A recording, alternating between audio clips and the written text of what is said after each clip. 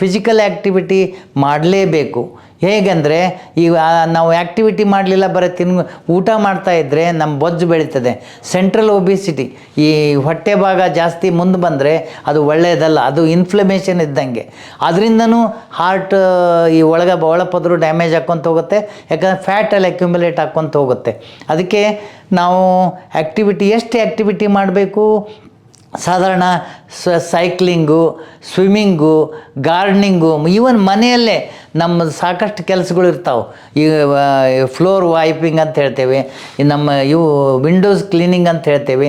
Even ಆ activity ಮಾಡಿದರೂ ಎಷ್ಟೋ ಒಂದು ನಮೂನಿ ನಿಮಗೆ ಇದು ಅನ್ನಿಸ್ತದೆ. ಮತ್ತು ಪ್ರತಿ ದಿವಸ ವಾಕಿಂಗ್ ಮಾಡೋದು ಭಾಳ ಒಳ್ಳೆಯದು. ಬ್ರಿಸ್ಕ್ ವಾಕ್ ಅಂತ ಹೇಳ್ತೇವೆ, ಓಡೋದು ಅಲ್ಲ, ತೀರ ಸ್ಲೋ ವಾಕಿಂಗು ಅಲ್ಲ, ಬ್ರಿಸ್ಕ್ ವಾಕ್ ಮಾಡ್ತಾ ಇರಬೇಕು. ಎಷ್ಟು?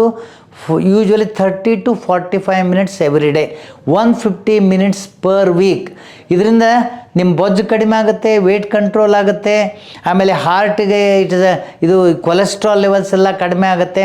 ಒಳ್ಳೆಯ ಕೊಲೆಸ್ಟ್ರಾಲ್ ಜಾಸ್ತಿ ಆಗುತ್ತೆ, ಕೆಟ್ಟ ಕೊಲೆಸ್ಟ್ರಾಲ್ ಈ ಕೊಬ್ಬಿನ ಅಂಶ ಎಲ್ಲ ಕಡಿಮೆ ಆಗುತ್ತೆ. ಮುಂದೆ ಹಾರ್ಟ್ ಅಟ್ಯಾಕ್ ರಿಸ್ಕೂ ಕಡಿಮೆ ಆಗುತ್ತೆ.